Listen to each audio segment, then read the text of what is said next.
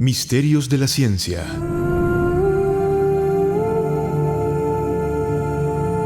Temas que te transportarán hacia lugares enigmáticos.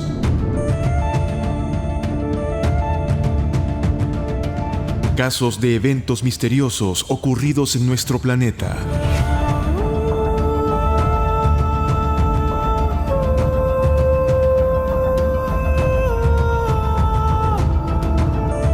Ven con nosotros y exploremos juntos aquí, en Área 917.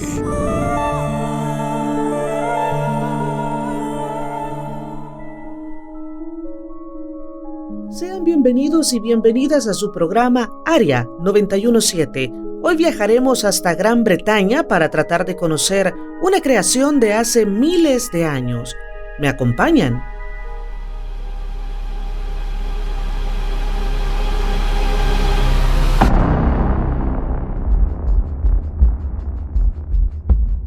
Stonehenge es un monumento neolítico tipo Cromlech de la Edad del Bronce que fue el periodo de la civilización en el que se desarrolló la industria de este metal, resultado de la aleación de cobre con estaño. El término solo tiene un valor cronológico estrictamente local, pues surge en distintas épocas en diferentes lugares del mundo. Para la mayoría de los ingleses, el nombre de la ciudad de Salisbury evoca una de las más bellas catedrales de Gran Bretaña, pero también el conjunto megalítico de Stonehenge. Entonces, Stonehenge significa stone, piedra, y henge, monumento con borde circular, y en otras palabras, el monumento megalítico más extraordinario y enigmático del mundo. Desde la antigüedad, Stonehenge ha despertado la atención y la admiración de los visitantes por su extraña y sorprendente arquitectura.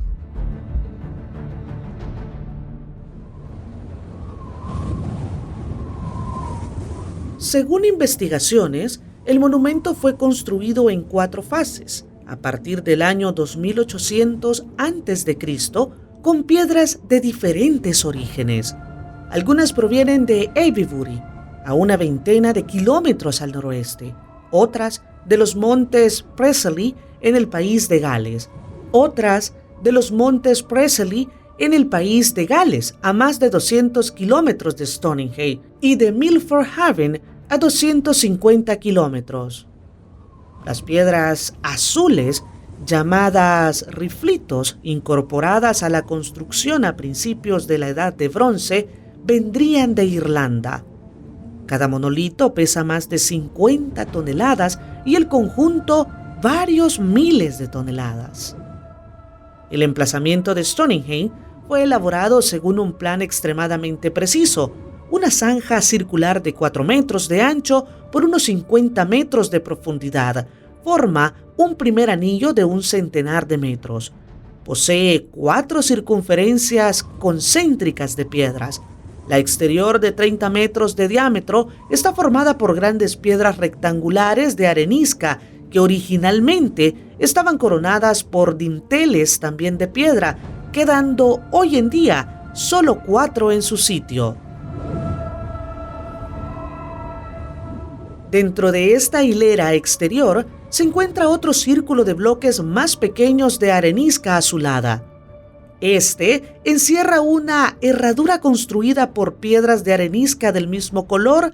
En su interior permanece una losa de arenisca misácea conocida como el altar. Todo el conjunto está rodeado por un foso circular que mide 104 metros de diámetro. Dentro de este espacio se alza un bancal en el que aparecen 56 fosas conocidas como los agujeros de Aubrey, derivado del nombre de uno de los primeros exploradores del emplazamiento en 1650. El bancal y el foso están cortados por la avenida, un camino procesional de 23 metros de ancho y 3 kilómetros de longitud aproximadamente.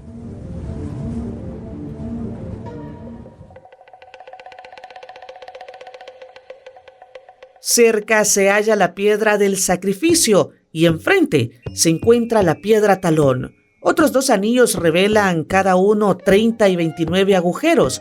Estos contienen osamentas humanas quemadas. Se supone que se utilizaban como templo religioso, monumento funerario para ofrecer sacrificios, pero muchos refutan esta teoría. También se encuentran las piedras de estación destinadas a ser cambiadas de posición, una exterior en la galería que conduce al monumento. Un círculo de arena que rodea los megalitos está considerado la parte más antigua del monumento, habiendo sido datada sobre el año 3100 a.C.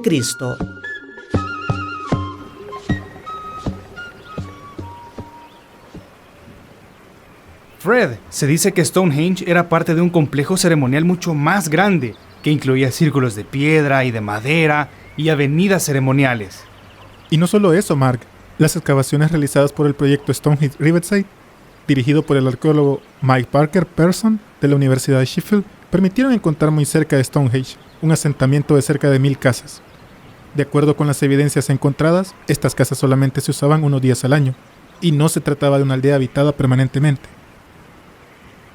A poco más de 3 kilómetros de Stonehenge, en Durtington Walls, fue encontrado un amplio trabajo circular en el terreno, 20 veces más extenso que Stonehenge, rodeado por una zanja y un banco. Allí estuvo levantada una construcción de madera, ahora denominada Woodenheim, con un diseño similar al de Stonehenge y construida en el mismo siglo. Woodenheim está unido al río Avon por una avenida ceremonial recubierta de pedernal. No puedo creerlo. Al fin se me concedió venir a Stonehenge. Y no solo eso, Fred. Venimos un 21 de junio y eso quiere decir... Solsticio de verano. Sí, muchachos, ustedes son unos afortunados.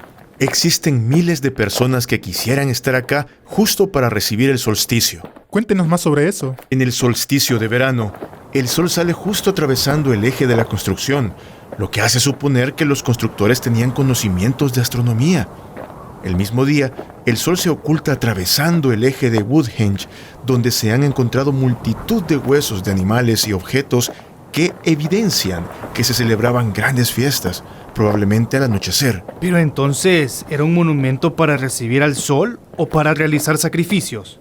Bueno, han sido encontrados 240 restos humanos previamente cremados, datados entre el año 3030 y 2340 a.C. Dado el poco número de entierros para un periodo tan largo, se estima que no se trata de un cementerio para la generalidad de los muertos, sino para determinadas personas escogidas. Entonces, ¿eran personas ofrecidas en sacrificio? Según la leyenda, eran entregados al sol naciente. Una teoría que refuerza este comentario es que para los paganos, la piedra significaba la muerte, y Stonehenge podría haber sido utilizada junto con Woodhenge en ceremonias religiosas de culto a esos muertos y a la vida, tal vez simbolizada por el círculo de madera. Pero actualmente, lo que más se dice es que fue un monumento para el sol, ¿verdad? Y por eso ha recibido miles de visitas. Sí, de hecho, primero fueron los monjes tibetanos, después los aborígenes australianos y después los descendientes de los mayas, quienes han cruzado el océano para llevar su ritual a Stonehenge. La ceremonia en el monumento megalítico del suroeste de Inglaterra ha servido para que esta cultura mesoamericana rinda tributo por primera vez en Europa a los rayos del sol. Existen muchas versiones sobre la creación de Stonehenge. Una de ellas es que Stonehenge era un lugar de culto al sol.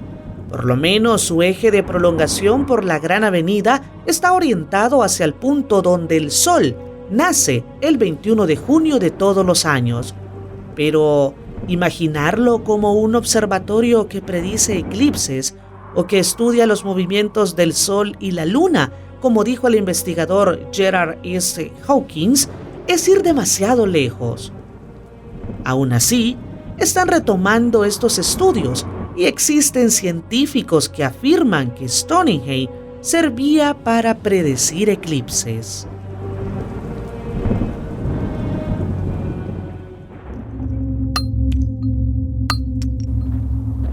Me pregunto cómo realizaron este monumento. Después de la conquista de Inglaterra por los normandos, Stonehenge era ya conocido y venerado como una de las maravillas de Gran Bretaña. El famoso historiador del siglo XII, Geoffrey de Monmouth, obispo de Saint-Asaph, indicó que las famosas piedras habían sido llevadas a las llanuras de Wiltshire, desde Irlanda, por el mago Merlín, y en esos días de Ambrosio, tío del rey Arturo.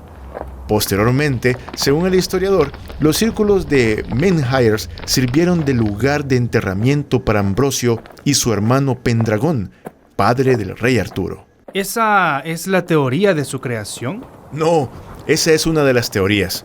Antes de la construcción de Stonehenge, existía en el sur de Inglaterra y en numerosas regiones de Europa Occidental una serie de poblaciones de tribus que utilizaban arpones y anzuelos de hueso, puntas de flechas de sílex o hachas de piedra pulida. Se vestían con pieles de animales y las astas de los ciervos les proporcionaban armas útiles. La caza, la pesca y la recolección de frutos silvestres era su forma de vida. Magia, reyes, tribus. Es increíble. Nadie sabe qué fue lo que pasó realmente. La primera teoría fue desvaneciéndose con el paso del tiempo. En el siglo XIII específicamente quedaron completamente desacreditadas. Pero en cambio, cosa increíble, se atribuyó a los druidas, sacerdotes celtas, la fundación del singular monumento que debían utilizarlo para rendir culto al sol y señalar las estaciones. Más tarde se atribuyó a los romanos, a los fenicios y también a los daneses.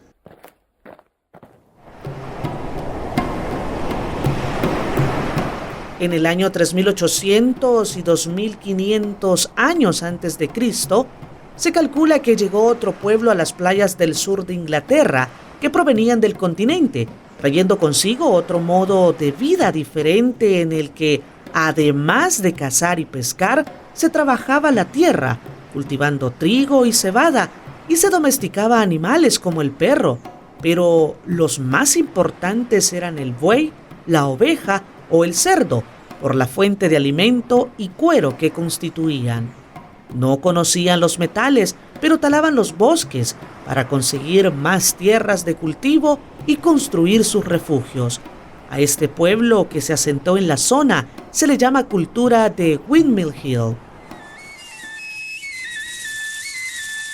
Por los restos encontrados de esta cultura, se puede deducir que posiblemente practicaron el canibalismo ritual o cultural y también, en algunos casos especiales, sacrificios humanos.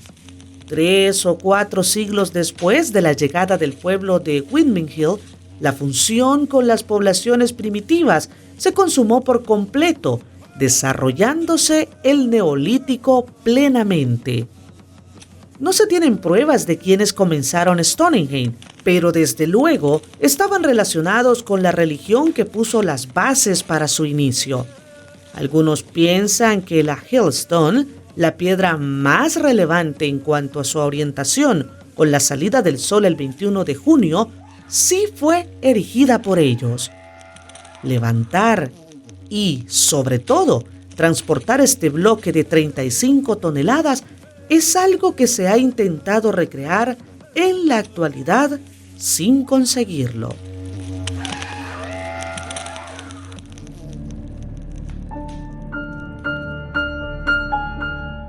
En efecto, después de 1961, el plano del monumento fue estudiado por el científico Gerald Hawkins, profesor de astronomía de Cambridge, y Fred Hoyle, especialista en astrofísica del California Institute of Technology. Su tesis es que para un observatorio ubicado en el centro de la construcción, los megalíticos se observan en líneas de mira para realzar fenómenos astronómicos. Los círculos de agujeros corresponderían al sistema simple de una máquina calculadora gigantesca y primitiva, pero de una precisión sorprendente. El anillo de los agujeros de Avery se relacionan con el ciclo de los eclipses lunares.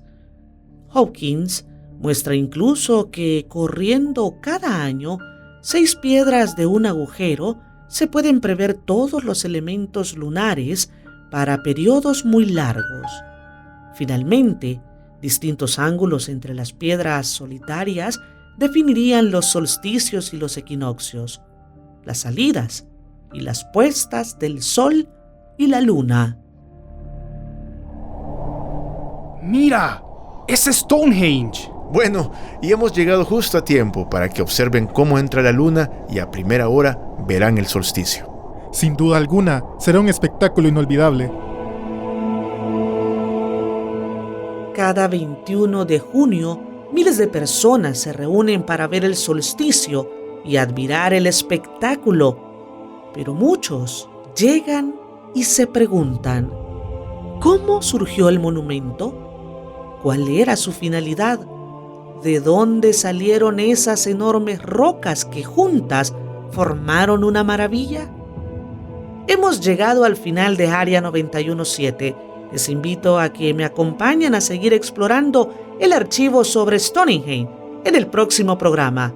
Todavía hay mucho por conocer.